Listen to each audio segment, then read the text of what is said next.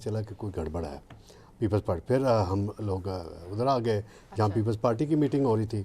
तो वहाँ जो ही मीटिंग ख़त्म हुई तो बिलावल भुट्टो ने भी कहा कि आज अलामती तौर पे हम शिरकत करेंगे। फिर शाजिया मरी और बाकी उनके लीडर्स कह रहे थे कि जी आज बिलावल बाइकाट करेंगे, हमारे तहफ़्फ़ुज़ात हैं बजट पे, हमारे तहफ़्फ़ुज़ात हैं आज़ाद कश्मीर की सूरत हाल पे, और GB में हमारे जो मैंडेट है उस पर डाका डाला जा रहा है। ये एक बुनियादी बातें थी। तो कुछ देर बाद बिलावल अपने चैम्बर में चले गए और मीडिया में जब खबरें ब्रेक हुई तो प्राइम मिनिस्टर अपने चैम्बर में आए। उन्होंने पहले डिप्टी प्राइम मिनिस्टर को बुलाया, फिर लॉ मिनिस्टर उनके साथ ही आ रहे थे आज़म नज़ीर तारड़। उन्हें पूछा कि भाई ये क्या सूरत हाल है, क्योंकि उन्हें इतला कैबिनेट इजलास के दौरान ही मिल गई थी कि जी पीपल्स पार्टी ये करने वाली है। तो मैं देखता हूँ कि थोड़ी देर बाद मोहसिन नकवी साहब वहाँ आए। पहले मरहले में बिलावल भुट्टो के पास भेजा गया इसहाक डार और आज़म नज़ीर तारड़ साहब को, तो वो नहीं माने, वो मायूस वापस आए। उनके चेहरों पे कोई ताज़रात से हमने अंदाज़ा लगाया, उन्होंने प्रेस टॉक करने से गुरेज किया। फिर कुछ देर बाद मोहसिन नकवी PM चैम्बर से बाहर निकले और उनके साथ तलाल चौधरी थे, और वो उन्होंने पूछा किधर है जी बिलावल का चैम्बर। वो फिर सिक्योरिटी स्टाफ ने ले गया, वहाँ कुछ देर बैठे। कुछ आप हार्डली समझे 4 से 5 मिनट के अंदर उन्हें मना के वो PM चैम्बर में ले आए और PM चैम्बर में प्राइम मिनिस्टर से हाथ साथ मिलाया और ऐवान के अंदर आ गए। जो पीपल्स पार्टी वाले कह रहे हैं कि जी हमारे तहफ़्फ़ुज़ात हैं आज़ाद कश्मीर पे, तो आज़ाद कश्मीर एक अलग बहस हो जाएगी, बजट से हम हट जाएंगे। उस पर हुकूमत किसकी है? पीपल्स पार्टी की है। प्राइम मिनिस्टर उनका है। वो GB के इलेक्शन के हवाले से मैंने राना सनाउल्लाह साहब से ख़ुद पूछा कि वो कह रहे हैं, तो राना सनाउल्लाह ने कहा जी हमने कब कहा है कि पीपल्स पार्टी वहाँ सिंगल लार्जेस्ट पार्टी नहीं है, लेकिन मसला ये है कि 4-5 नशिस्तों पे कुछ हलकों में रीपोलिंग होनी है और 15 जून के बाद रिज़ल्ट आएंगे तो फिर पार्टी पोजीशन बिल्कुल वाज़ेह हो जाएगी। और इस तरह की हम तो कह रहे हैं पीपल्स पार्टी बना ले, हुकूमत बना सकती है, तो पहले हलकों के नताइज तो आ जाएं। तो पीपल्स पार्टी के अंदर कुछ ऐसे लीडर्स हैं जो बिलावल भुट्टो को जब रिपोर्ट्स देते हैं तो उसमें कुछ हक़ाइक़ के कुछ होंगे, लेकिन कुछ जज्बाती पन ज़्यादा आता है।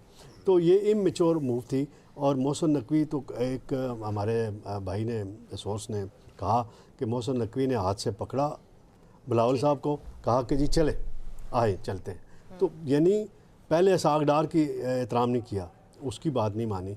जो इस्टेब्लिशमेंट का ताकतवर वज़ीर है, जब वो गया तो उस पर फिर सेम पेज पे होते हैं, चाहे वो शहबाज शरीफ हो, चाहे आसिफ जरदारी हो, चाहे बिलावल हो, चाहे बाकी जितनी हुकूमती जमात हैं। तो मेचोरिटी दिखानी चाहिए सियासी। जब बजट पे आपके सारे मामलात तय हो चुके थे ऑलरेडी चंद दिन कबल, तो आखिरी लम्हात में आपने क्या एडवेंचर करने की कोशिश की, इसका तो कोई फ़ायदा तो नहीं हुआ। ऐसे ही है।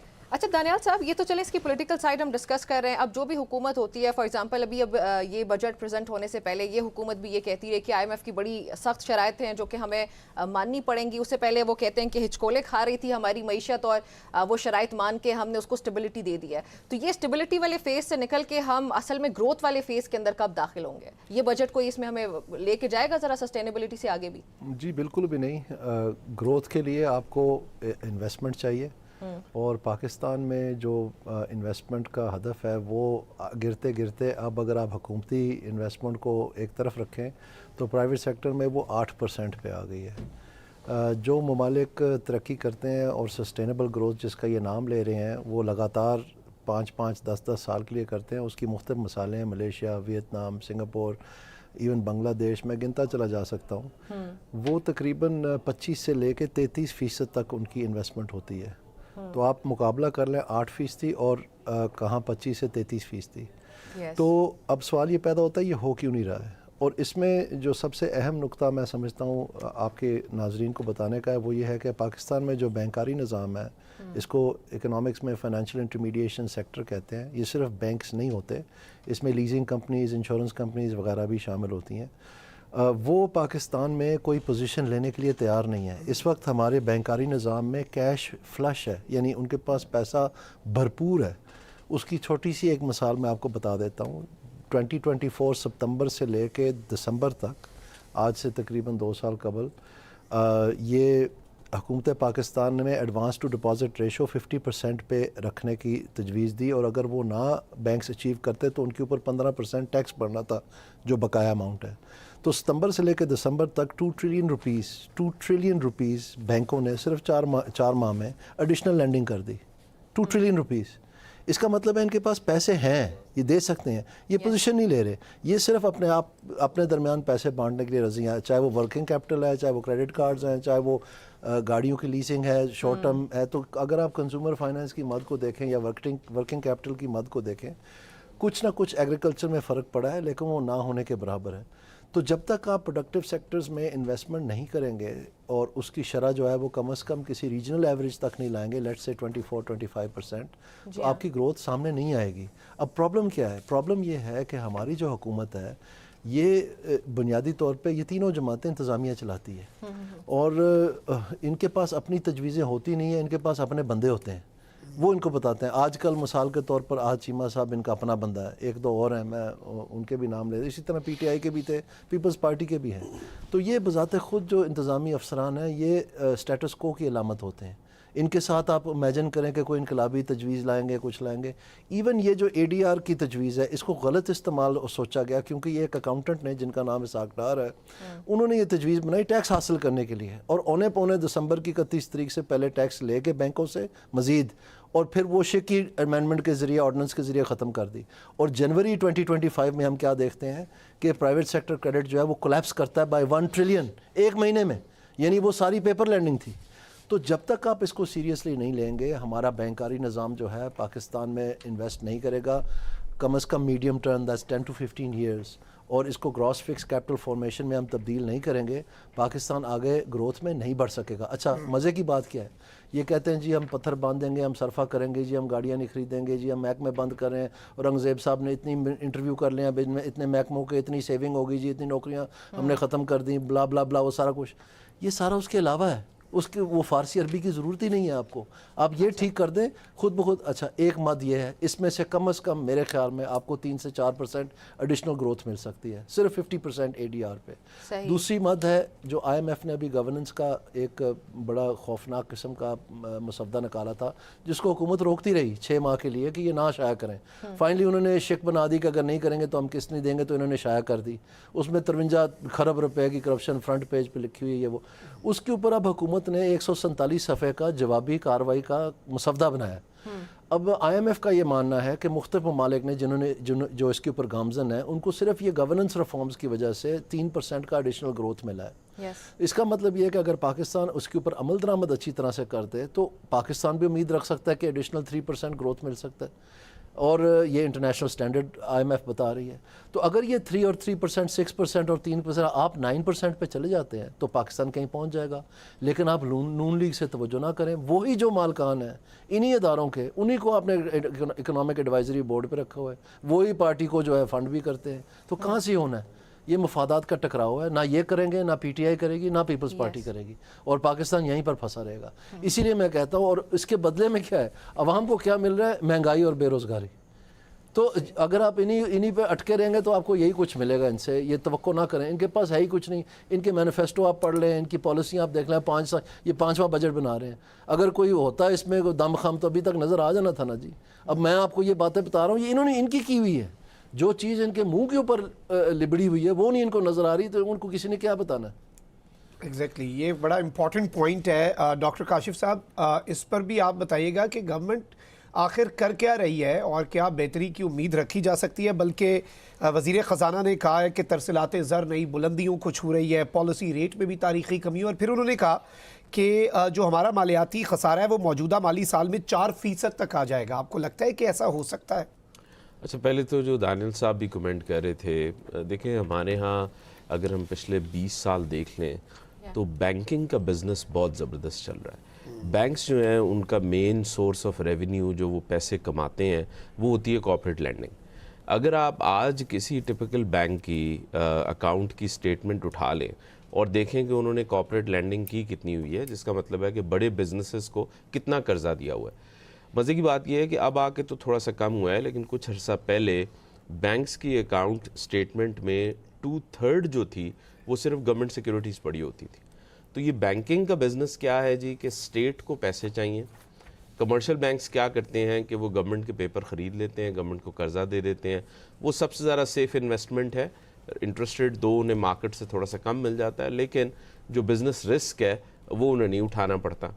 अच्छा, वो क्यों हो रहा है? वो इसलिए हो रहा है कि बाहर जो कॉस्ट ऑफ डूइंग बिज़नेस है, कोई एक शख्स जिसने कोई मैन्युफैक्चरिंग प्लांट लगाना है, उसको इतने इदारों के थ्रू गुजरना पड़ता है, इतनी करप्शन है, ब्यूरोक्रेटिक रेड टेपिज्म है कि वो पागल हो जाता है और वो ना अपना बिज़नेस सही तरह चला सकता है। तो वो cost of doing business government कम जो है वो उसको कर रही नहीं है, देख रही नहीं है। और दूसरी तरफ जो है वो बैंक्स जो हैं वो क्या कर रहे हैं, उनको एक रास्ता मिला हुआ है कि वो ज़्यादातर कॉर्पोरेट लैंडिंग की जगह गवर्नमेंट के पेपर्स ख़रीद लेते हैं और उनको रिटर्न मिलता रहता है, तो उनके बिज़नेस जो हैं वो बड़े अच्छे चल रहे हैं।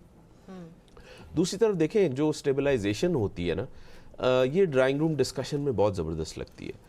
आपने कुछ नंबर्स हैं उसको कोट करने हैं, वो थ्योरेटिकली जो हम मैक्रो इकोनॉमिक्स की बात करते हैं उसमें बहुत अच्छे लगते हैं सुनने में कि जी हम लोगों ने प्राइमरी सरप्लस अचीव कर लिया।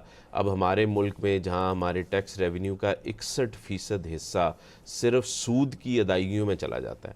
आप ये अंदाज़ा करें कि जो सूद की अदायगी है उससे आधा भी हम अपने डिफेंस को नहीं दे रहे, ठीक है।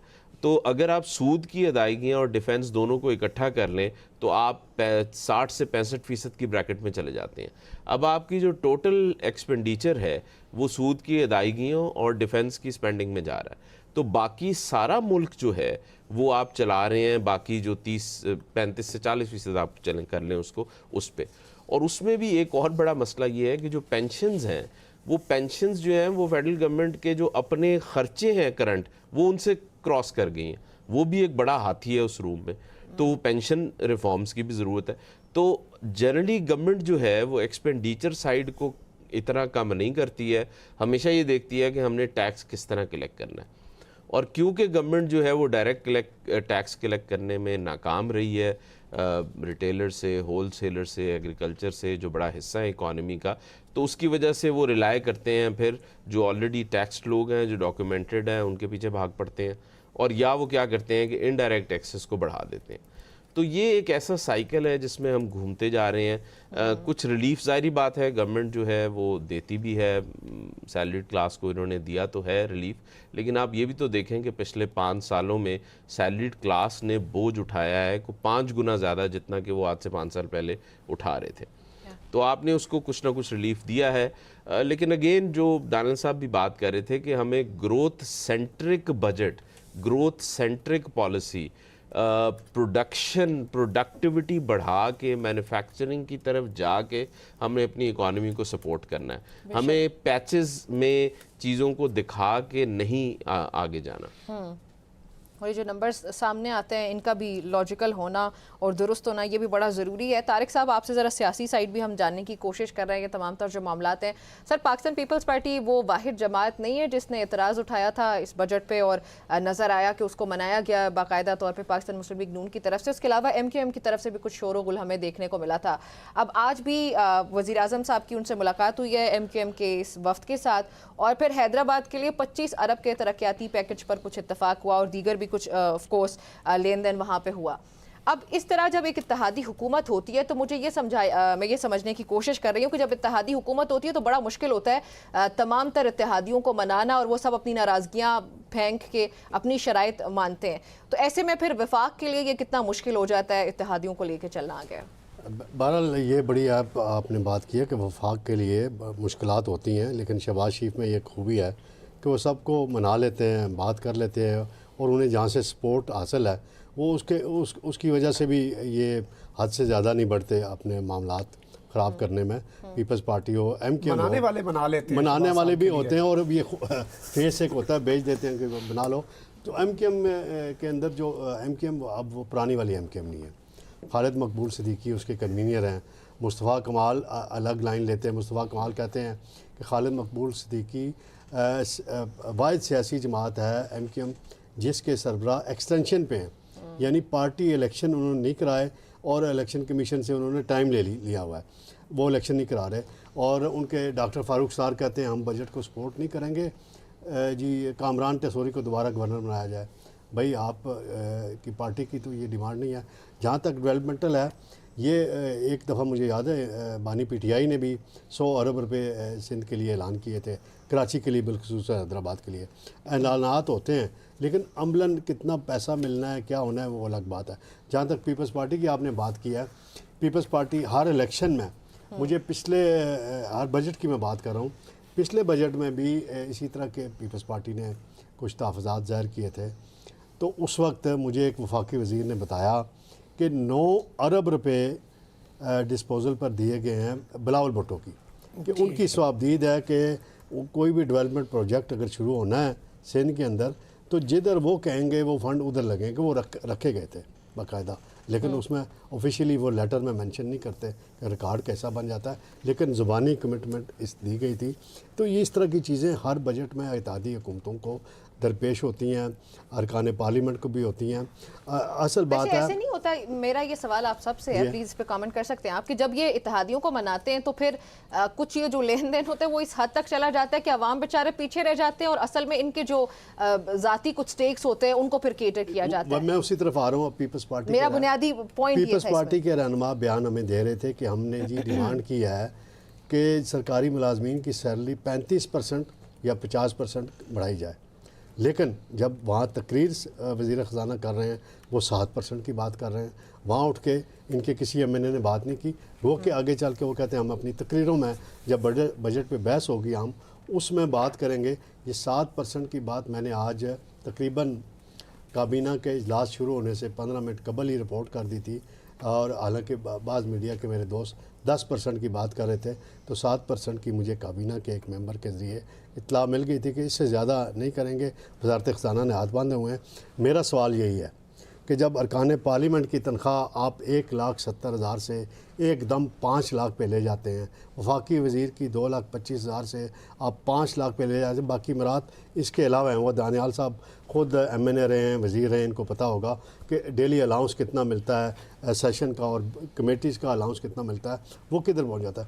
اگر آپ 7% اپنی بڑھا رہے ہیں تو آپ اپنی تنخواہ آج کم کر دیں، ارکان پارلیمنٹ سارے وفاق کے بھی اور صوبوں کے بھی سب کم کر دیں کہ جی ہم عوام کے ساتھ کھڑے ہیں، سرکاری ملازمین کے ساتھ کھڑے ہیں، تو پھر تو درست بات ہے۔ اب ڈبل سٹینڈرڈ ہے، ادھر 5 لاکھ تنخواہ آپ فوراً بڑھا لیتے ہیں، ادھر سرکاری ملازمین کی باری آتی ہے، آپ کہتے ہیں ہمارے ہاتھ پاؤں بندھے ہوئے ہیں۔ آئی ایم ایف آپ کو وہاں نہیں پوچھتا، آئی ایم ایف یہ نہیں کہتا کہ سرکاری ملازمین کے تنخواہیں نہ بڑھائیں، وہ کہتا ہے بڑھائیں باقی سیکٹرز کے حوالے سے۔ ڈاکٹر صاحب نے لیوی کی بات کی تو مجھے یاد آ رہی ہے وہ تقریر چودھری نثار علی خان جب اپوزیشن لیڈر تھے، جب لیوی ٹیکس انٹروڈیوس کرایا پیپلز پارٹی نے، آج پیپلز پارٹی سب سے بڑی ناقد ہے اس ٹیکس کی، تو اس وقت چودھری نثار علی خان کا اسمبلی کے ریکارڈ پہ وہ فقرہ یہ جگہ ٹیکس ہے، یعنی اسے جگہ ٹیکس قرار دیا تھا، اب وہ بڑھا کے 140 روپے پر لیٹر آپ بڑھا رہے ہیں۔ اور یہی اگر آپ مرسڈیز والے سے 140 لے لیں لیکن موٹر سائیکل والے کو تو کوئی ریلیف دے، رکشے والے کو، ٹیکسی والے کو، 1000 cc گاڑی والے کو ریلیف دیں، اب یہ تو غلط بات ہے۔ ٹیکس اکٹھا کر نہیں پا رہے، اور وہ ہمارے وزیر سبسڈیز بھی خزانہ کل ان سے سوال کیا، شہباز رانا صاحب بہت زبردست اکنامک رپورٹر ہیں، بڑے ٹاپ کے ان کا نام ہے اس فیلڈ میں، انہوں نے سوال کیا کہ پرائم منسٹر ہر میٹنگ میں کنسرن شو کرتے ہیں کہ ایف بی آر ٹارگٹ پوری نہیں کرتی، اور انہوں نے وہاں ایک بڑا کمپیٹنٹ آفیسر لگایا، انہوں نے کسی کا نام نہیں لیا، لیکن فوراً ہی بول پڑے، راشد لنگڑیا صاحب نے ایک دم مائک لیا کہ میں انہوں نے وضاحتیں دینے کے بجائے جرنلسٹ پہ اٹیک شروع کر دیا۔ تو یہ تو بیہیویئر ہے، جس طرح انتظامیہ حاوی ہوتی ہے، تو یہاں وزیر نہیں انتظامیہ حاوی ہوئی ہے فیصلوں میں، اور الیکشن میں جب یہ پارٹی وہ بھی حکومت نے خود ہی حاوی کی ہے نا طارق زمیر صاحب، اپنے پہ خود حاوی کیا، یہ ماحول اپنے لیے اور یہ حالات حکومت نے خود بنائے ہیں۔ ایک انہوں نے اچھی بات آج کی ہے، جو تعمیراتی شعبے کے لیے کچھ ٹیکس اور جو پراپرٹی کے شعبے کے لیے اس میں کچھ کمی کی ہے، اس میں کمی فائلرز کے لیے اس میں اس سے کوئی ہو سکتا ہے یہ سیکٹر تھوڑا سا کھڑا ہو جائے، کیونکہ پچھلے چلیں اسی پہ دانیال عزیز صاحب آپ کی طرف آؤں گا، جو ابھی لیوی کی بھی ہم بات کر رہے تھے، ٹیکس نیٹ جو ہے اور ٹیکس کلیکشن کا جو معاملہ ہے، یہ حکومت اسے نہ آج تک ڈیل کر پائی ہے، ہمیشہ یہی کہا جاتا ہے، ابھی بھی وزیر خزانہ نے کہہ دیا کہ ایف بی آر میں وسیع تر اصلاحات کی جا رہی ہیں اور اس سال اے آئی کا بھی استعمال ہوگا، یہ بھی ہوگا وہ بھی ہوگا۔ آپ کو لگتا ہے گورنمنٹ کی پالیسی فروٹفل ثابت ہو سکتی ہے؟ بہت شکریہ جی سوال پوچھنے کا. میرے خیال میں دیکھیں زیادہ دور جانے کی ضرورت نہیں ہے, اور بجائے کہ میں اپنا تبصرہ کروں, آپ حکومت سے ہی سن لیں کہ کیا حالات ہیں. یعنی یہی جو راشد لنگڑیال صاحب جن کا طارق سمیر صاحب ذکر کر رہے ہیں, یہ standing committee on finance national assembly of Pakistan میں بیان دیتے ہیں آن پبلک ریکارڈ کہ مجھے ٹیکس لینے سے روکا جا رہا ہے, اور اگر مزید روکا گیا تو میں نام بھی لوں گا کہ کون کون روک رہا ہے. تو اگر یہی صورتحال ہے تو ان کو طارق سمیر یا دانیال عزیز یا کاشف ملک صاحب تو نہیں روک رہے ہیں نا, کوئی با اختیار ہی روک سکتا نا, نہیں تو ہماری کیا حیثیت ہے. ایگزیکٹلی. تو پھر جب حکومت ہی ان کو روک رہی ہے, اور یہ بات سامنے بھی آ رہی ہے, دیکھیں 2 سال سے ایگریکلچر ٹیکس پہ لوڈو کھیل رہے ہیں, آئی ایم ایف کو بیوقوف بنایا ہوا ہے, کرنا نہیں چاہتے انہوں نے, نہیں کرنا, سیدھی بات ہے. ایگزیکٹلی. یہ جو ریٹیل ٹیکس ہے پہلے شروع ہوا جی تاجر دوست ایپ, اس کے بعد انہوں نے کہا کہ جی ہر دکان کے جو مربع فٹ ہے اس کے اوپر ہم ٹیکس لگائیں گے, اس کی نوٹیفیکیشن بھی ہوگی, پھر انہوں نے وہ بھی واپس لے لی. پھر انہوں نے کہا نہیں جی نہیں, اچھا اصل میں جو ہے نا ہم ایف بی آر کے افسروں کو جو ہے نا یہ مزید انسینٹیو سسٹم دیں گے, وہ دے دیا. پھر انہوں نے کہا نہیں جی نہیں, اصل میں بات یہ نہیں ہے, بات یہ کہ ٹیکس پالیسی آفس جو ہے نا وہ ہم تھوڑا سا علیحدہ کر دیں, اور ان کو تھوڑا سا علیحدہ کر دیں. واہ واہ جی کیا بات ہے, بڑا کام ہو جائے گا, وہ بھی کر دیا جناب, اچھا ٹھیک ہے, کیا بات ہے. اینڈ آف دا ڈے کیا ہوا, ساری فارسی عربی جب ہم نے سن لی تو اس کے بعد لنگڑیال صاحب نے ہمیں بتایا کہ جی نہیں, اصل میں انہوں نے نیا ایجاد کر لیا. یہ ڈی ایم جی والے تو یہ کر سکتے ہیں نا ماشاءاللہ, کچھ بھی کر سکتے بڑا اچھا پرفیوم لگاتے ہیں, خوبصورت انگریزی خوبصورت ٹائیں پہنتے ہیں, گوروں کو تو یہ ویسے ہی اپنی باتوں سے لپیٹ لیتے ہیں. تو انہوں نے بتایا جی ہم آئی ایم ایف کو چکر دے دیا کہ ہم میس نجنگ کر رہے ہیں. وہ بابا کون سی بلا ہوتی ہے میس نجنگ؟ یہ کوئی واپٹا میں جب یہ لگے رہے سیکٹری تب سیکھ کے آئے کہ جو اضافی بل دیا جاتا ہے کہ جس کو اگر کوئی آ کے زیادہ رفع ڈالے اس کا بل ٹھیک کر دیتے ہیں, وہ ہاتھ سے ہی لکھتے ہیں اوپر, اور جو نہ کرے اس کا وصول کر لیتے ہیں. یہ وہاں سے سیکھ کے آگے میس نجنگ, اور ادھر انہوں نے ٹیکس پہ لگا دیا. یعنی سب جس کو جہاں پھنسا سکتے ہو مارو, جتھے اڑدا انہوں پھنسا لو. یہ میس نجنگ کی ترجمانی کی. اچھا جب یہ سارا کچھ ہو گیا, ہمیں اچھی طرح بیوقوف بنا لیا, پھر جا کے بیان دے دے مجھے روکا جا رہا ہے. اصل گل تو باج کی تھی. سو دا پوائنٹ از کہ انہوں نے نہیں کرنا. یہ ابھی آپ دیکھ لیں, یہ بجٹ جو اناؤنس ہوا ہے اس میں ریل اسٹیٹ کے لیے پھر سے مہارات ساری آئی ہیں, اس میں ریٹیل سیکٹر کے لیے پھر ایک ایمنسٹی اسکیم آئی ہے, جو یہ آئی ایم ایف کو ایک تو کہتا ہوں پھانسی لگ جائیں گے ایمنسٹی نے سب سے پہلے اپنی بہن کو دیا ایمنسٹی. آپ کو پتہ نا میں کس کی بات کر رہا ہوں, ضرورت نہیں ہے دور جانے کی, جو سارا جو ماشاءاللہ سب کچھ ٹھیک ہونا تھا. 2020 کی آپ بات تو میں عمران خان صاحب کی بات کر رہا ہوں جی, ان کی بہن علیمہ خان کو سب سے پہلے ایمنسٹی دے کے, جو سب سے ایمنسٹی کو برا کہتے تھے کہ یہ چوروں کے لیے بازار گرم کیا جاتا ہے, یہ وہ ٹھیک ہے وہی ہے نا جی.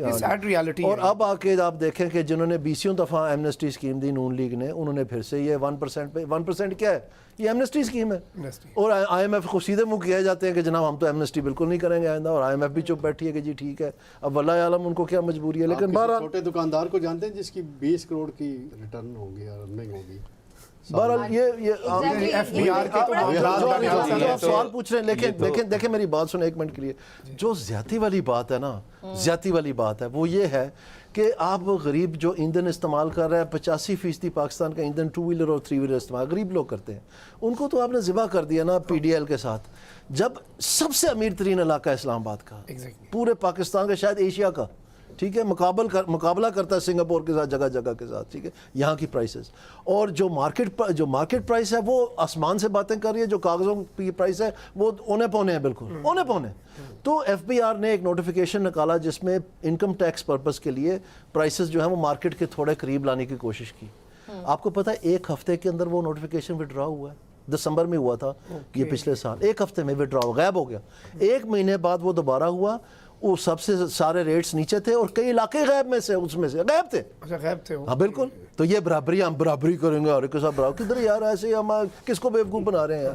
تو کہنے کا مقصد امیروں کے لیے ایک قانون, ایک رویہ, ایک طریقہ کار, چہیتے حلقوں کے لیے ایک رویہ. اس بجٹ میں بھی فالو ہو رہا ہے. بلکہ ابھی میں آپ کو بتا کے ہٹا ہوں کہ ایمنسٹی اسکیم دی ہے انہوں نے 1% والی. یہ سارا کچھ دے کے ساری کہانی سن کے صبح اٹھ کے پھر سے زلیخا. ایف بی آر کا تو یہ حساب ہے, میرے اپنے ساتھ یہ ایکسپیرینس ہوا کہ آئی ٹی ایکسپورٹس تھیں, باہر سے پیسہ آ رہا تھا, ایف بی آر نے تنگ کیا, اور جو ایف بی آر کے کمشنر صاحب ہیں انہوں نے تعلق کی بیس پہ مجھے کہا کہ آپ پاکستان پیسہ لاتے ہی کیوں ہیں, دبئی لے جاؤ, وہ تھانوں گولڈن ویزا بھی دیں گے, اتھے اصول بھی ہے, قانون بھی ایسی تے تنگ کریں گے. This is the reality of our country. آپ کو پتہ ہے کہ 95% پاکستان میں جو ٹیکسز ہیں وہ ود ہولڈنگ ٹیکسز ہیں. جو خطاب کرتے ہیں وہ روایتی سی باتیں تھیں, اور انہوں نے حوالہ دیا, اپنی مشکلات کا حوالہ دیا, جو انہوں نے کہا کہ مہنگائی 29% پہ چلی گئی تھی, ہم سنگل ڈیجٹ پہ لے آئے تھے, لیکن یہ جنگ آ گئی, اس کی وجہ سے یہ ہو گیا وہ ہو گیا. तो हम बड़े बेचैन थे बाहर खड़े होकर कि भाई ये क्या वजह है, कितनी लंबी क्यों हो रही है। तो अचानक मैं देखता हूँ कि डिप्टी प्राइम मिनिस्टर बाहर आते हैं और वो डॉक्टर तारक फजल चौधरी के चैम्बर में जाते हैं। वहाँ से वो नवीद कमर को अपने मोबाइल के ज़रिए टेक्स्ट करते हैं, फिर अपना स्टाफ भेजते हैं कि ढूंढें, बिलावल साहब से रब्ता करना है। तो उस वक्त फिर हमें तो कुछ देर बाद बिलावल अपने चैम्बर में चले गए और मीडिया में जब खबरें ब्रेक हुई तो प्राइम मिनिस्टर अपने चैम्बर में आए। उन्होंने पहले डिप्टी प्राइम मिनिस्टर को बुलाया, फिर लॉ मिनिस्टर उनके साथ ही आ रहे थे आज़म नज़ीर तारड़। उन्हें पूछा कि भाई ये क्या सूरत हाल है, क्योंकि उन्हें इतला कैबिनेट इजलास के दौरान ही मिल गई थी कि जी पीपल्स पार्टी ये करने वाली है। तो मैं देखता हूँ कि थोड़ी देर बाद मोहसिन नकवी साहब वहाँ आए। पहले मरहले में बिलावल भुट्टो के पास भेजा गया इसहाक डार और आज़म नज़ीर तारड़ साहब को, तो वो नहीं माने, वो मायूस वापस आए। उनके चेहरों पे कोई ताज़रात से हमने अंदाज़ा लगाया, उन्होंने प्रेस टॉक करने से गुरेज किया। फिर कुछ देर बाद मोहसिन नकवी पीएम चैम्बर से बाहर निकले और उनके साथ तलाल चौधरी थे और वो उन्होंने पूछा किधर है जी बिलावल का चैम्बर। वो फिर सिक्योरिटी स्टाफ ने ले गया, वहाँ कुछ देर बैठे, कुछ आप हार्डली समझे 4 से 5 मिनट के अंदर उन्हें मना के वो पीएम चैम्बर में ले आए और पीएम चैम्बर में प्राइम मिनिस्टर से हाथ साथ मिलाया और ऐवान के अंदर आ गए। जो पीपल्स पार्टी वाले कह रहे हैं कि जी हमारे तहफ़्फ़ुज़ात हैं आज़ाद कश्मीर पे, तो आज़ाद कश्मीर एक अलग बहस हो जाएगी, बजट से हम हट जाएंगे। उस पर हुकूमत किसकी है? पीपल्स पार्टी की है। प्राइम मिनिस्टर उनका वो जीबी के इलेक्शन के हवाले से मैंने राना सनाउल्लाह साहब से ख़ुद पूछा कि वो कह रहे हैं, तो राना सनाउल्लाह ने कहा जी हमने कब कहा है कि पीपल्स पार्टी वहाँ सिंगल लार्जेस्ट पार्टी नहीं है, लेकिन मसला ये है कि 4-5 नशिस्तों पर कुछ हलकों में रीपोलिंग होनी है और 15 जून के बाद रिज़ल्ट आएंगे तो फिर पार्टी पोजीशन बिल्कुल वाज़ेह हो जाएगी। और इस तरह की हम तो कह रहे हैं पीपल्स पार्टी बना ले, हुकूमत बना सकती है, तो पहले हलकों के नताइज तो आ जाएं। तो पीपल्स पार्टी के अंदर कुछ ऐसे लीडर्स हैं जो बिलावल भुट्टो को जब रिपोर्ट्स देते हैं तो उसमें कुछ हक़ाइक़ के कुछ होंगे, लेकिन कुछ जज्बातीपन ज़्यादा आता है। तो ये इमेच्योर मूव थी। और मोहसिन नकवी तो एक हमारे भाई ने सोर्स ने कहा कि मोहसिन नकवी ने हाथ से पकड़ा बिलावल साहब को, कहा कि जी चले आए चलते हैं। तो यानी पहले इसहाक डार की एहतराम नहीं किया, उसकी बात नहीं मानी। जो इस्टेब्लिशमेंट का ताकतवर वज़ीर है जब वो गया तो उस पर फिर सेम पेज पे होते हैं, चाहे वो शहबाज शरीफ हो, चाहे आसिफ जरदारी हो, चाहे बिलावल हो, चाहे बाकी जितनी हुकूमती जमात है। तो मेचोरिटी दिखानी चाहिए सियासी। जब बजट पे आपके सारे मामलात तय हो चुके थे ऑलरेडी चंद दिन कबल, तो आखिरी लम्हात में आपने क्या एडवेंचर करने की कोशिश की, इसका तो कोई फ़ायदा तो नहीं हुआ। ऐसे ही है। अच्छा दानियाल साहब, ये तो चले इसकी पॉलिटिकल साइड हम डिस्कस कर रहे हैं। अब जो भी हुकूमत होती है, फॉर एग्जांपल अभी अब ये बजट प्रेजेंट होने से पहले ये हुकूमत भी ये कहती है कि IMF की बड़ी सख्त शराइत हैं जो कि हमें माननी पड़ेंगी। उससे पहले वो कहते हैं कि हिचकोले खा रही थी हमारी मईशत और वो शराइत मान के हमने उसको स्टेबिलिटी दे दी है। तो ये स्टेबिलिटी वाले फेज़ से निकल के हम असल में ग्रोथ वाले फेज़ के अंदर कब दाखिल होंगे? ये बजट को इसमें हमें लेके जाएगा ज़रा सस्टेनेबिलिटी से आगे भी? जी बिल्कुल भी नहीं। ग्रोथ के लिए आपको इन्वेस्टमेंट चाहिए और पाकिस्तान में जो इन्वेस्टमेंट का हदफ है वो गिरते गिरते अब अगर आप हुकूमती इन्वेस्टमेंट को एक तरफ रखें तो प्राइवेट सेक्टर में वो 8% पे आ गई है। जो ममालिक तरक्की करते हैं और सस्टेनेबल ग्रोथ जिसका ये नाम ले रहे हैं वो लगातार 5-5, 10-10 साल के लिए करते हैं। उसकी मुख्तलिफ मिसालें हैं, Malaysia, Vietnam, Singapore, even Bangladesh, मैं गिनता चला जा सकता हूँ।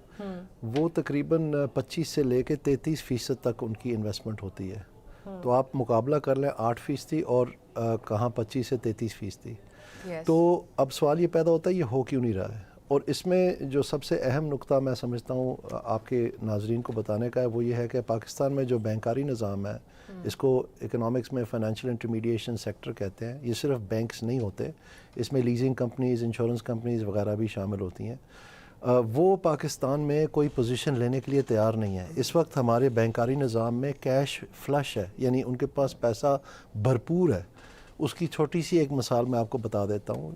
2024 सितंबर से लेके दिसंबर तक, आज से तकरीबन 2 साल कबल, ये हुकूमत पाकिस्तान ने एडवांस टू डिपॉजिट रेशो 50% पे रखने की तजवीज़ दी और अगर वो ना बैंक्स अचीव करते तो उनके ऊपर 15% टैक्स बढ़ना था जो बकाया अमाउंट है।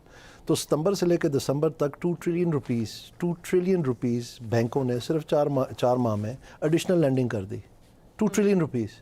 اس کا مطلب ہے ان کے پاس پیسے ہیں، یہ دے سکتے ہیں، یہ پوزیشن نہیں لے رہے، یہ صرف اپنے درمیان پیسے بانٹنے کے لیے رضی ہیں، چاہے وہ ورکنگ کیپٹل ہے، چاہے وہ کریڈٹ کارڈز ہیں، چاہے وہ گاڑیوں کی لیسنگ ہے، شارٹ ٹرم ہے. تو اگر آپ کنزیومر فائنانس کی مد کو دیکھیں یا ورکنگ کیپٹل کی مد کو دیکھیں، کچھ نہ کچھ ایگریکلچر میں فرق پڑا ہے، لیکن وہ نہ ہونے کے برابر ہے. تو جب تک آپ پروڈکٹیو سیکٹرز میں انویسٹمنٹ نہیں کریں گے اور اس کی شرح جو ہے وہ کم از کم کسی ریجنل ایوریج تک نہیں لائیں گے، لیٹ سے 24-25%، تو آپ کی گروتھ سامنے نہیں آئے گی. اب پرابلم کیا ہے؟ پرابلم یہ ہے کہ ہماری جو حکومت ہے یہ بنیادی طور پہ یہ تینوں جماعتیں انتظامیہ چلاتی ہے، اور ان کے پاس اپنی تجویزیں ہوتی نہیں ہیں، ان کے پاس اپنے بندے ہوتے ہیں، وہ ان کو بتاتے ہیں. آج کل مثال کے طور پر آج چیمہ صاحب ان کا اپنا بندہ ہے، ایک دو اور ہیں، میں ان کے بھی نام لے، اسی طرح پی ٹی آئی کے بھی تھے، پیپلز پارٹی کے بھی ہیں. تو یہ بذات خود جو انتظامی افسران ہیں یہ سٹیٹس کو کی علامت ہوتے ہیں. ان کے ساتھ آپ امیجن کریں کہ کوئی انقلابی تجویز لائیں گے، کچھ لائیں گے. ایون یہ جو اے ڈی آر کی تجویز ہے اس کو غلط استعمال سوچا گیا، کیونکہ یہ ایک اکاؤنٹنٹ نے جن کا نام اسحاق ڈار ہے، انہوں نے یہ تجویز بنائی ٹیکس حاصل کرنے کے لیے، اور اونے پونے دسمبر کی 31 تاریخ سے پہلے ٹیکس لے کے بینکوں سے مزید، اور پھر وہ شکی امینڈمنٹ کے ذریعے آرڈیننس کے ذریعے ختم کر دی. اور جنوری 2025 میں ہم کیا دیکھتے ہیں کہ پرائیویٹ سیکٹر کریڈٹ جو ہے وہ کولیپس کرتا ہے بائی 1 ٹریلین ایک مہینے میں، یعنی وہ ساری پیپر لینڈنگ تھی. تو جب تک آپ اس کو سیریسلی نہیں لیں گے، ہمارا بینکاری نظام جو ہے پاکستان میں انویسٹ نہیں کرے گا کم از کم medium term, that's 10 to 15 years، اور اس کو گراس فکس کیپٹل فارمیشن میں ہم تبدیل نہیں کریں گے، پاکستان آگے گروتھ میں نہیں بڑھ سکے گا. اچھا مزے کی بات کیا ہے؟ یہ کہتے ہیں جی ہم پتھر باندھیں گے، ہم صرفہ کریں گے، جی ہم گاڑیاں نہیں خریدیں گے، جی ہم محکمے بند کر رہے ہیں، اورنگزیب صاحب نے اتنی انٹرویو کر لیں، اب اتنے محکموں کے اتنی سیونگ ہوگی، جی اتنی نوکریاں ہم نے ختم کر دیں، بلا بلا بلا، وہ سارا کچھ، یہ سارا اس کے علاوہ ہے. اس کے وہ فارسی عربی کی ضرورت ہی نہیں ہے آپ کو، آپ یہ ٹھیک کر دیں خود بخود. اچھا ایک مد یہ ہے، اس میں سے کم از کم میرے خیال میں آپ کو 3 سے 4% ایڈیشنل گروتھ مل سکتی ہے، صرف 50% اے ڈی آر پہ. دوسری مد ہے جو آئی ایم ایف نے ابھی گورننس کا ایک بڑا خوفناک قسم کا مسودہ نکالا تھا، جس کو حکومت روکتی رہی 6 ماہ کے لیے کہ یہ نہ شائع کریں. فائنلی انہوں نے شک بنا دی کہ اگر نہیں کریں گے تو ہم قسط نہیں دیں گے، تو انہوں نے شائع کر دی. اس میں 53 کھرب روپے کی کرپشن فرنٹ پیج پہ لکھی ہوئی ہے وہ. اس کے اوپر اب حکومت نے 147 صفحے کا جوابی کارروائی کا مسودہ بنایا. اب آئی ایم ایف کا یہ ماننا ہے کہ مختلف ممالک نے جو اس کے اوپر گامزن ہیں، ان کو صرف یہ گورننس ریفارمز کی وجہ سے 3% کا ایڈیشنل گروتھ ملا ہے. اس کا مطلب یہ ہے کہ اگر پاکستان اس کے اوپر عمل درآمد اچھی طرح سے کر دے تو پاکستان بھی امید رکھ سکتا ہے کہ ایڈیشنل 3% گروتھ مل سکتا ہے، اور یہ انٹرنیشنل سٹینڈرڈ آئی ایم ایف بتا رہی ہے. تو اگر یہ 3 اور 3%، 6% اور 3%، آپ 9% پہ چلے جاتے ہیں تو پاکستان کہیں پہنچ جائے گا. لیکن آپ نون لیگ سے توجہ نہ کریں، وہی جو مالکان ہیں انہی اداروں کے، انہی کو آپ نے اکنامک ایڈوائزری بورڈ پہ رکھا ہوا ہے، وہی پارٹی کو جو ہے فنڈ بھی کرتے ہیں. تو کہاں سے ہونا ہے؟ یہ مفادات کا ٹکراؤ ہے، نہ یہ کریں گے، نہ پی ٹی آئی کرے گی، نہ پیپلز پارٹی کرے گی، اور پاکستان یہیں پر پھنسا رہے گا.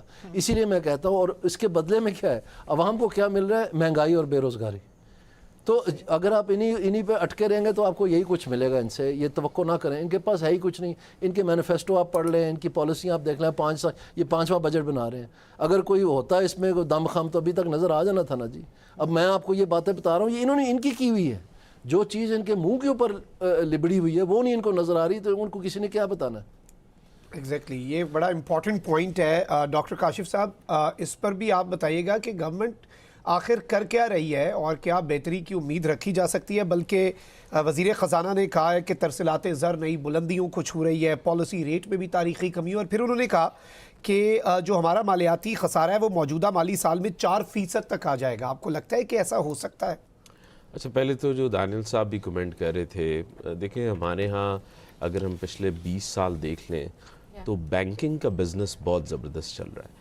بینکس جو ہیں ان کا مین سورس آف ریونیو جو وہ پیسے کماتے ہیں وہ ہوتی ہے کارپوریٹ لینڈنگ. اگر آپ آج کسی ٹپیکل بینک کی اکاؤنٹ کی سٹیٹمنٹ اٹھا لیں اور دیکھیں کہ انہوں نے کارپوریٹ لینڈنگ کی کتنی ہوئی ہے، جس کا مطلب ہے کہ بڑے بزنسز کو کتنا قرضہ دیا ہوا ہے. مزے کی بات یہ ہے کہ اب آ کے تو تھوڑا سا کم ہوا ہے، لیکن کچھ عرصہ پہلے بینکس کی اکاؤنٹ سٹیٹمنٹ میں 2/3 جو تھی وہ صرف گورنمنٹ سیکیورٹیز پڑی ہوتی تھی. تو یہ بینکنگ کا بزنس کیا ہے جی، کہ اسٹیٹ کو پیسے چاہیے. کمرشل بینکس کیا کرتے ہیں کہ وہ گورنمنٹ کے پیپر خرید لیتے ہیں، گورنمنٹ کو قرضہ دے دیتے ہیں. وہ سب سے زیادہ سیف انویسٹمنٹ ہے. انٹرسٹ ریٹ دو انہیں مارکیٹ سے تھوڑا سا کم مل جاتا ہے، لیکن جو بزنس رسک ہے وہ انہیں نہیں اٹھانا پڑتا. اچھا وہ کیوں ہو رہا ہے؟ وہ اس لیے ہو رہا ہے کہ باہر جو کاسٹ آف ڈوئنگ بزنس ہے، کوئی ایک شخص جس نے کوئی مینوفیکچرنگ پلانٹ لگانا ہے، اس کو اتنے اداروں کے تھرو گزرنا پڑتا ہے، اتنی کرپشن ہے، بیوروکریٹک ریڈ ٹیپزم ہے کہ وہ پاگل ہو جاتا ہے اور وہ نہ اپنا بزنس صحیح طرح چلا سکتا ہے. تو وہ cost of doing business government کم جو ہے وہ اس کو کر رہی نہیں ہے، دیکھ رہی نہیں ہے. اور دوسری طرف جو ہے وہ بینکس جو ہیں وہ کیا کر رہے ہیں، ان کو ایک رستہ ملا ہوا ہے کہ وہ زیادہ تر کارپوریٹ لینڈنگ کی جگہ گورنمنٹ کے پیپرز خرید لیتے ہیں اور ان کو ریٹرن ملتا رہتا ہے، تو ان کے بزنس جو ہیں وہ بڑے اچھے چل رہے ہیں. دوسری طرف دیکھیں جو اسٹیبلائزیشن ہوتی ہے نا، یہ ڈرائنگ روم ڈسکشن میں بہت زبردست لگتی ہے. آپ نے کچھ نمبرز ہیں اس کو کوٹ کرنے ہیں، وہ تھیوریٹیکلی جو ہم میکرو اکنامکس کی بات کرتے ہیں اس میں بہت اچھے لگتے ہیں سننے میں کہ جی ہم لوگوں نے پرائمری سرپلس اچیو کر لیا. اب ہمارے ملک میں جہاں ہمارے ٹیکس ریونیو کا 61% حصہ صرف سود کی ادائیگیوں میں چلا جاتا ہے. آپ یہ اندازہ کریں کہ جو سود کی ادائیگی ہے اس سے آدھا بھی ہم اپنے ڈیفنس کو نہیں دے رہے. ٹھیک ہے، تو اگر آپ سود کی ادائیگیاں اور ڈیفنس دونوں کو اکٹھا کر لیں تو آپ 60 سے 65% کی بریکٹ میں چلے جاتے ہیں. اب آپ کی جو ٹوٹل ایکسپینڈیچر ہے وہ سود کی ادائیگیوں اور ڈیفنس کی سپینڈنگ میں جا رہا ہے. تو باقی سارا ملک جو ہے وہ آپ چلا رہے ہیں، باقی جو 35 سے 40% آپ چلیں کر لیں اس کو اس پہ. اور اس میں بھی ایک اور بڑا مسئلہ یہ ہے کہ جو پینشنز ہیں، وہ پینشنز جو ہیں وہ فیڈرل گورنمنٹ کے جو اپنے خرچے ہیں کرنٹ وہ ان سے کراس کر گئی ہیں. وہ بھی ایک بڑا ہاتھی ہے اس روم میں. تو وہ پینشن ریفارمز کی بھی ضرورت ہے. تو جنرلی گورنمنٹ جو ہے وہ ایکسپینڈیچر سائیڈ کو اتنا کم نہیں کرتی ہے، ہمیشہ یہ دیکھتی ہے کہ ہم نے ٹیکس کس طرح کلیکٹ کرنا ہے. اور کیونکہ گورنمنٹ جو ہے وہ ڈائریکٹ ٹیکس کلیکٹ کرنے میں ناکام رہی ہے، ریٹیلر سے، ہول سیلر سے، ایگریکلچر سے جو بڑا حصہ ہے اکانومی کا، تو اس کی وجہ سے وہ ریلائی کرتے ہیں پھر جو آلریڈی ٹیکسڈ لوگ ہیں، جو ڈاکیومنٹڈ ہیں، ان کے پیچھے بھاگ پڑتے ہیں، اور یا وہ کیا کرتے ہیں کہ انڈائریکٹ ٹیکسز کو بڑھا دیتے ہیں. تو یہ ایک ایسا سائیکل ہے جس میں ہم گھومتے جا رہے ہیں. کچھ ریلیف ظاہری بات ہے گورنمنٹ جو ہے وہ دیتی بھی ہے، سیلریڈ کلاس کو انہوں نے دیا تو ہے ریلیف، لیکن آپ یہ بھی تو دیکھیں کہ پچھلے 5 سالوں میں سیلریڈ کلاس نے بوجھ اٹھایا ہے کو 5 گنا زیادہ جتنا کہ وہ آج سے 5 سال پہلے اٹھا رہے تھے. تو آپ نے اس کو کچھ نہ کچھ ریلیف دیا ہے.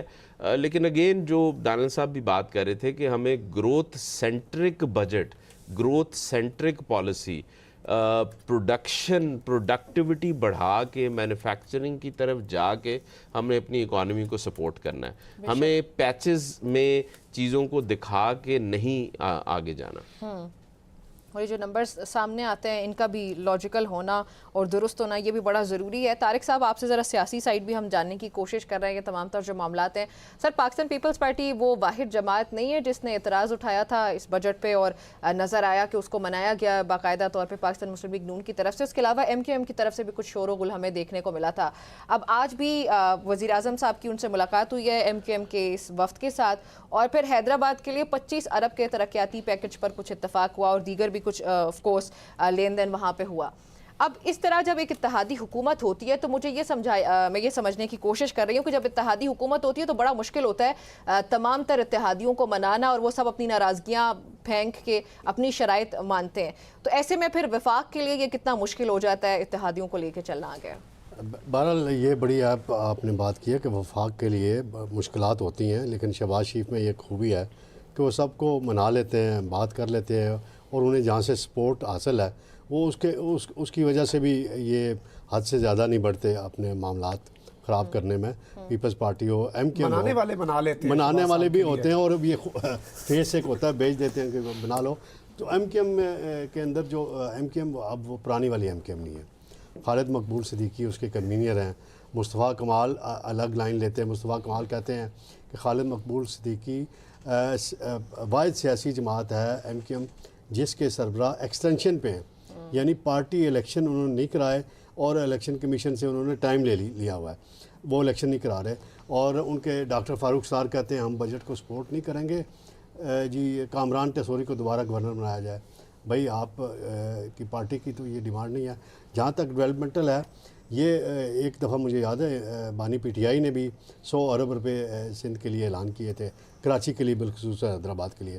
اعلانات ہوتے ہیں لیکن عملاً کتنا پیسہ ملنا ہے، کیا ہونا ہے، وہ الگ بات ہے. جہاں تک پیپلز پارٹی کی آپ نے بات کی ہے، پیپلز پارٹی ہر الیکشن میں مجھے پچھلے ہر بجٹ کی میں بات کر رہا ہوں، پچھلے بجٹ میں بھی اسی طرح کے پیپلز پارٹی نے کچھ تحفظات ظاہر کیے تھے، تو اس وقت مجھے ایک وفاقی وزیر نے بتایا کہ 9 ارب روپے ڈسپوزل پر دیے گئے ہیں بلاول بھٹو کی، کہ ان کی صوابدید ہے کہ کوئی بھی ڈیولپمنٹ پروجیکٹ اگر شروع ہونا ہے سندھ کے اندر تو جدھر وہ کہیں گے وہ فنڈ ادھر لگیں گے، وہ رکھے گئے تھے باقاعدہ، لیکن اس میں آفیشیلی وہ لیٹر میں منشن نہیں کرتے کہ ریکارڈ کیسا بن جاتا ہے، لیکن زبانی کمٹمنٹ دی گئی تھی۔ تو یہ اس طرح کی چیزیں ہر بجٹ میں اتحادی حکومتوں کو درپیش ہوتی ہیں، ارکان پارلیمنٹ کو بھی ہوتی ہیں۔ اصل بات ویسے ہے ایسے نہیں ہوتا، میرا یہ سوال آپ سب سے ہے، پلیز اس پہ کامنٹ کر سکتے ہیں آپ، کہ جب یہ اتحادیوں کو مناتے ہیں تو پھر کچھ یہ جو لین دین ہوتے ہیں وہ اس حد تک چلا جاتا ہے کہ عوام بیچارے پیچھے رہ جاتے ہیں اور اصل میں ان کے جو ذاتی کچھ سٹیکس ہوتے ہیں ان کو پھر کیٹر کیا جاتا ہے۔ میں اسی طرف آ رہا ہوں۔ اب پیپلز پارٹی میرا بنیادی پوائنٹ یہ پیپلز تھا، پارٹی کے رہنما بیان ہمیں دے رہے تھے کہ ہم نے جی ڈیمانڈ کی ہے کہ سرکاری ملازمین کی سیلری 35% یا 50% بڑھائی جائے، لیکن جب وہاں تقریر وزیر خزانہ کر رہے ہیں وہ 7% کی بات کر رہے ہیں، وہاں اٹھ کے ان کے کسی ایم این اے نے بات نہیں کی، وہ کہ آگے چل کے وہ کہتے ہیں ہم اپنی تقریروں میں جب بجٹ پہ بحث ہوگی ہم اس میں بات کریں گے۔ یہ 7% کی بات میں نے آج تقریباً کابینہ کے اجلاس شروع ہونے سے 15 منٹ قبل ہی رپورٹ کر دی تھی، اور حالانکہ بعض میڈیا کے میرے دوست 10% کی بات کر رہے تھے، تو 7% کی مجھے کابینہ کے ایک ممبر کے ذریعے اطلاع مل گئی تھی کہ اس سے زیادہ نہیں کریں گے، وزارت خزانہ نے ہاتھ باندھے ہوئے ہیں۔ میرا سوال یہی ہے کہ جب ارکان پارلیمنٹ کی تنخواہ آپ 1,70,000 سے ایک دم 5 لاکھ پہ لے جاتے ہیں، وفاقی وزیر کی 2,25,000 سے آپ 5 لاکھ پہ لے جاتے ہیں، باقی مرات اس کے علاوہ ہیں، وہ دانیال صاحب خود ایم این اے رہے ہیں، وزیر رہے ہیں، ان کو پتہ ہوگا کہ ڈیلی الاؤنس کتنا ملتا ہے، سیشن کا اور کمیٹیز کا الاؤنس کتنا ملتا ہے، وہ کدھر پہنچ جاتا ہے۔ اگر آپ 7% اپنی بڑھا رہے ہیں تو آپ اپنی تنخواہ آج کم کر دیں، ارکان پارلیمنٹ سارے وفاق کے بھی اور صوبوں کے بھی سب کم کر دیں کہ جی ہم عوام کے ساتھ کھڑے ہیں، سرکاری ملازمین کے ساتھ کھڑے ہیں، تو پھر تو درست بات ہے۔ اب ڈبل سٹینڈرڈ ہے، ادھر 5 لاکھ تنخواہ آپ فوراً بڑھا لیتے ہیں، ادھر سرکاری ملازمین کی باری آتی ہے، آپ کہتے ہیں ہمارے ہاتھ پاؤں بندھے ہوئے ہیں۔ آئی ایم ایف آپ کو وہاں نہیں پوچھتا، آئی ایم ایف یہ نہیں کہتا کہ سرکاری ملازمین کے تنخواہیں نہ بڑھائیں، وہ کہتا ہے بڑھائیں باقی سیکٹرز کے حوالے سے۔ ڈاکٹر صاحب نے لیوی کی بات کی تو مجھے یاد آ رہی ہے وہ تقریر چودھری نثار علی خان جب اپوزیشن لیڈر تھے، جب لیوی ٹیکس انٹروڈیوس کرایا پیپلز پارٹی نے، آج پیپلز پارٹی سب سے بڑی ناقد ہے اس ٹیکس کی، تو اس وقت چودھری نثار علی خان کا اسمبلی کے ریکارڈ پہ وہ فکرہ یہ جگہ ٹیکس ہے، یعنی اسے جگہ ٹیکس قرار دیا تھا، اب وہ بڑھا کے 140 روپے پر لیٹر آپ بڑھا رہے ہیں۔ اور یہی اگر آپ مرسڈیز والے سے 140 لے لیں لیکن موٹر سائیکل والے کو تو کوئی ریلیف دے، رکشے والے کو، ٹیکسی والے کو، 1000 سی سی گاڑی والے کو ریلیف دیں، اب یہ تو غلط بات ہے۔ اور ٹیکس اکٹھا کر نہیں پا رہے، اور وہ ہمارے وزیر سبسڈیز بھی خزانہ کل ان سے سوال کیا، شہباز رانا صاحب بہت زبردست اکنامک رپورٹر ہیں، بڑے ٹاپ کے ان کا نام ہے اس فیلڈ میں، انہوں نے سوال کیا کہ پرائم منسٹر ہر میٹنگ میں کنسرن شو کرتے ہیں کہ ایف بی آر ٹارگٹ پوری نہیں کرتی، اور انہوں نے وہاں ایک بڑا کمپیٹنٹ آفیسر لگایا، انہوں نے کسی کا نام نہیں لیا، لیکن فوراً ہی بول پڑے، راشد لنگڑیا صاحب نے ایک دم مائک لیا کہ میں انہوں نے وضاحتیں دینے کے بجائے اور جو پراپرٹی کے شعبے کے لیے اس میں کچھ کمی کی ہے، اس میں کمی فائلرز کے لیے اس میں اس سے کوئی ہو سکتا ہے یہ سیکٹر تھوڑا سا کھڑا ہو جائے، کیونکہ پچھلے چلیں اسی پہ دانیال عزیز صاحب آپ کی طرف آؤں گا، جو ابھی لیوی کی بھی ہم بات کر رہے تھے، ٹیکس نیٹ جو ہے اور ٹیکس کلیکشن کا جو معاملہ ہے، یہ حکومت اسے نہ آج تک ڈیل کر پائی ہے، ہمیشہ یہی کہا جاتا ہے، ابھی بھی وزیر خزانہ نے کہہ دیا کہ ایف بی آر میں وسیع تر اصلاحات کی جا رہی ہیں اور اس سال اے آئی کا بھی استعمال ہوگا، یہ بھی ہوگا وہ بھی ہوگا۔